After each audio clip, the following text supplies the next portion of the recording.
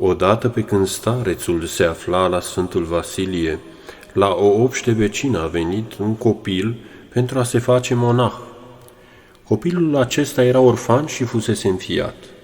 Nu a trecut mult timp și a venit în Sfântul Munte tatăl său adoptiv, care i-a spus: „Eu te-am luat de mic și te-am crescut ca să mă îngrijești la bătrânețe, iar tu acum te faci călugăr."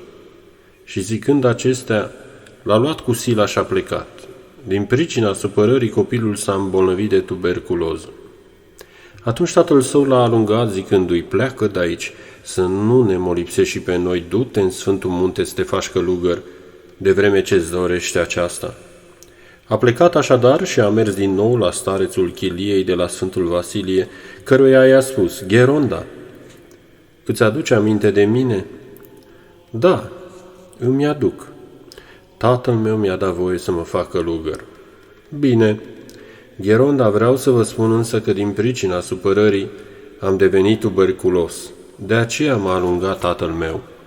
„Cum? Ești tuberculos și ai venit aici ca să ne molipsești? Hai, pleacă de aici." „Nu vreau nimic," spunea tânărul, „dar o bucată de pâine uscată și să mă lăsați să stau într-un colț până o să mor. Numai călugăr să mă faceți, nu vreau nimic altceva." „Nu te fac," i-a spus starețul acelei chilii și l-a alungat. Atunci tânărul a plecat de acolo și s-a oprit pe o cărare, plângând nemângâiat.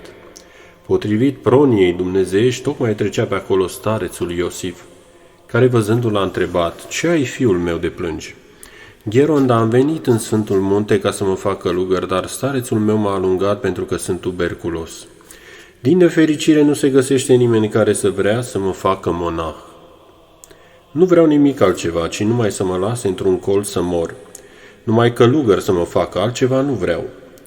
La început, ca om, starețul Iosif s-a temut, dar în cele din urmă dragostea de aproape le-a biruit, căci inima lui cea mare nu l-a lăsat să părăsească pe acest copil. „Vino cu mine, fiule," i-a spus starețul și luându-l de mână l-a dus la coliba sa. În obștea sa se aflau pe atunci părintele Ioan, părintele Efrem, cel de la Voloș, părintele Atanasie, fratele său după trup, și părintele Arsenie. Când aceștia au aflat că tânărul e bolnav, i-au spus deoseb starețului: „Ne va molipsi și pe noi." „Voi să tăceți," le-a spus starețul. „Dumnezeu l-a trimis ca să mă încerce. Să tăceți. Eu îl voi îngriji până la moartea sa." I-au făcut o chilioară din scânduri și acolo starețul îl îngrija cu multă dragoste. Se ducea să cerșească câte o smochină, vreun pozmag, stafide, măsline pe care să-i le dea noului său ucenic. A trăit lângă el aproape 6 luni. Într-o bună zi tânărul i-a spus: „Gheronda, văd niște țigănci. Ce caută lângă patul meu?" Atunci starețul a înțeles ce se petrecea și l-a strigat pe părintele Arsenie: „Părinte Arsenie, pregătește-te! Vasilie este pe moarte, să-l facem schimonah, pentru că va pleca." Zicând acestea, au mers la biserică ca să-i facă tunderea. Părintele Efrem însă nu voia să intre înăuntru. „Intră înăuntru," i-a strigat starețul. „Nu intru, fiindcă medicul spune că microbul se lipește până și de clopot." La slujba tunderii au fost de față starețul, părintele Arsenie, părintele Atanasie și un preot oarecare. I-au citit rugăciunile, l-au îmbrăcat, l-au dus la chilioara sa și l-au lăsat pe pat. „Vasilie, mă duc să-mi fac rugăciunea. Mă întorc peste 2-3 ore, să spui și tu neîncetat de rugăciunea." Peste puțin timp starețul a venit să vadă ce face. L-a scuturat ușor zicându-i: „Vasilie, ai adormit?" Dar acela nu a răspuns nimic. Așa cum stătea așezat în pat, a murit. După ce a primit schima îngerească, a zburat ca un înger la cer.